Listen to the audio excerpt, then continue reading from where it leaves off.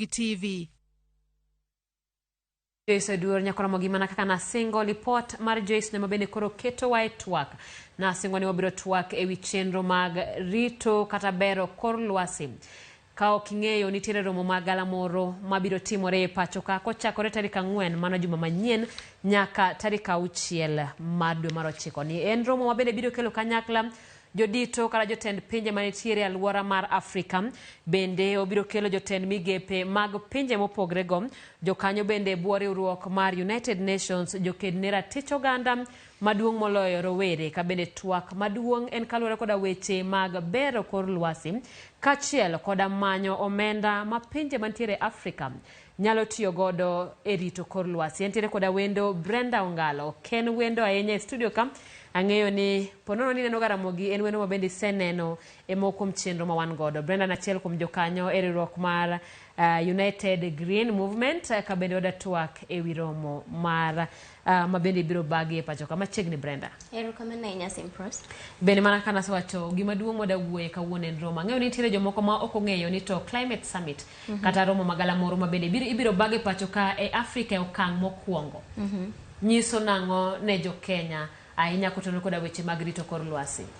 En gima duong' kokwongo ni summit makama pok obedo e piny Afrika mangima, to pok obedo kamano nikech iyudo ka romo moko osebede kata COP27 ero rumo, to results ma are expected kata objectives mag romo machal kama gin mage mosebede, making'iyo iwacho ni ng'enyne ka romo aina gitimore to gitimre ga e pinje mag wasunge, tiyudo ka results magin go kocha kata objectives magin godo, iyudo ka results go neno mane pinje gi kono. Afrika pok obedo ka yudo gima chal kama, to koro en gima duong' ne jo Kenya ni e pinje te e Afrika wa Kenya emoyier, to Kenya emomi opportunity mokwongo mar bedo gi romo machal kama.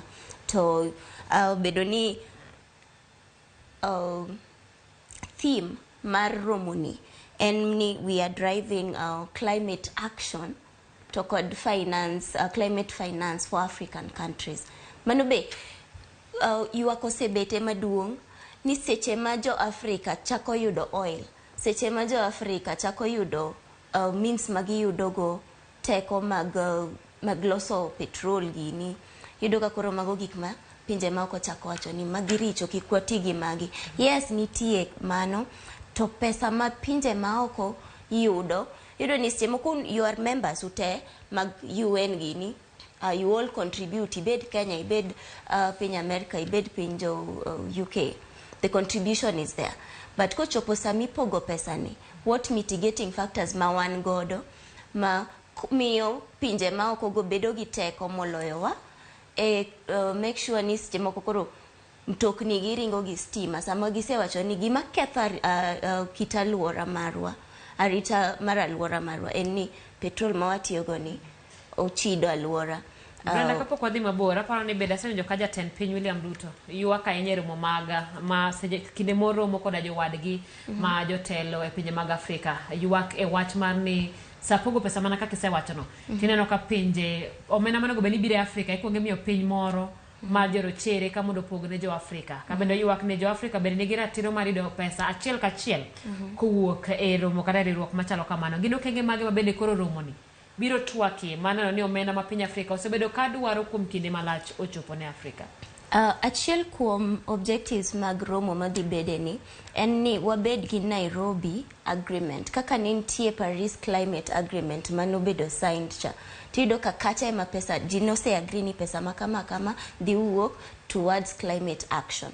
Koro for the first time gimoro dhi timre e Afrika, to pinje tema biro attend summit ni bibe keto signature gi sai margi ni mondo pesa mawuok how it's going to be divided odhi e piny ka piny mar Afrika, to dhi e piny ka piny mobedo represented directly.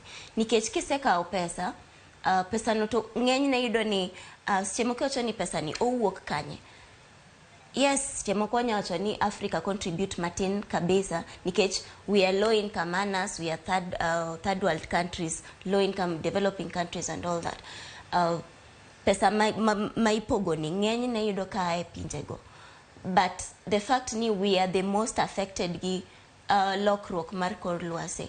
Ka gigi lokre kama, pinje ma oko gibiro gi invest e countries wa, ka gisebiro giketo factories madongo dongo, emission chatimre, jok ma feel the pain. Kethruok mar kor lwasi kabisa biro if affect one kaka jo Africa. To koro pesa kamipoge pesa ni, ka nitie agreement mobedo signed, miye teko moro mapok obedo go, nikech kusedhi mu sign e France, wait cha onge. Koro kan en gima nyalo bedo implemented for the first time, agreement dhi bede ni nitie mobedo signed ka luwe yot. Erokamano Brenda, kapok wadhi mabor, ang'eyo nitiere ng'ama penjo ni to ang'o ma en romo mokwongo mit ibago e piny Kenya e Afrika mangima e okang' mokwongo. Penjo maduong' ma ng'ato nyalo bedo ni to rach mane mosebedo, kor lwasi chalo nade, gimomiyo koro nyaka wabed piny mondo wane kaka wayudo omenda mar kedo gi lokruok mar kor lwasi. Nyalo mana nyiso ranyisi ma bende koro nyiso ni ok wasetiyo gi alwora e yo makare, kata gik ma wasekete alwora ok gin makare, ma koro nyiso ni ka wadhi nyime kama to kor lwasi nyalo bedo marach kata ne ngima dhano. Ranyisi ma datem nyiso en ni be pok obudho ahinya ka Kenya yande ko oyudo drought, oro the most prolonged higni 40 mokadho marach mogik. To kata king'iyo ang'iya, tinde ka koth chwe, tiyudo ka koth chwe mang'eny zaidi, makore en oula mating'o ji to ketho gik moko, to ketho chiemo, jamni tho. To ka oro biro be obiro marach kabisa. To kata king'iyo temperatures mag piny, liet mar piny, yudo ka seche moko koro tinde Kenya seche moko yudo ka lokruok mar weather cha nitie. Gwengewa mag Nyanza nitie aluong nang'o cold weather temperatures. Yudo ka koyo tinde ng'ich ahinya, to kuonde mane onge koyo, yudo ka koyo be onge. Koro omino ni ok waserita alwora marwa e yo maber. To ok waserite maber nikech gik ma watiyo godo, obed petrol, obed ni wang'ado yiende, wasebedo ka wang'ado yiende nikech population mar Kenya be osemedore. Koro yudo ni seche moko onge kuma ng'ato gede, wasedonje forest, waseng'ado yiende.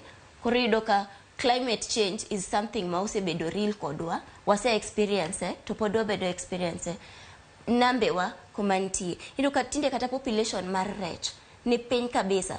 To population mar rech ni piny nikech wan gi factories mang'eny. To factories gi watiyo gi chemicals. Ka wasetieko kodgi, waste products dhi kanye, gibedo directed e nemniwa, gibedo directed e aochewa, to population mar rech dok piny. To in the effect, yudo ni kata gik chiemo ma wachamo, waseneno ni ng'enyne cases kata kaka mag cancer are on the rise. To kitemo timo research, yudo ni cases gi medore ahinya nikech chiemo ma wachamo ting'o chemicals, mag gik ma watiyo godo to wawedhi e pi, gik ma watiyo godo to wawedhi e chiemo, fertilizers, nikech yudo kata ka lope watinde kitem pitho maonge fertilizer to yuto ni piny kabisa. Koro fertilizer gi ka koth osechwe, gidhi kanye nikech ok gidhi rumo e lowo kamano, nitie kama gidhiye. So climate change en gima hinyo kila ng'ato. To en gima kila ng'ato nyaka bed aware ni ma to gima timore, to ma gima onego bed ni wakonyo go. Penjo maduong' bedo ni kata bedo ni romo ni ibiro bag ka ok ji duto wabiro yudo thuolo mar bedo e romo machalo kamano. Kata kamano, wach mar lokruok mar kor lwasi en mar waji duto. Ang'o ma ja Kenya, ng'ata ma odak e alwora onego tim e alwora ma en owuon odake e kinde ma piny Kenya temo mar mondo mi okede gi lokruok, kata Afrika mangima? Aparo ni piny ngima sani nitiere koda weche maricho kata lokruok marach mar kor lwasi.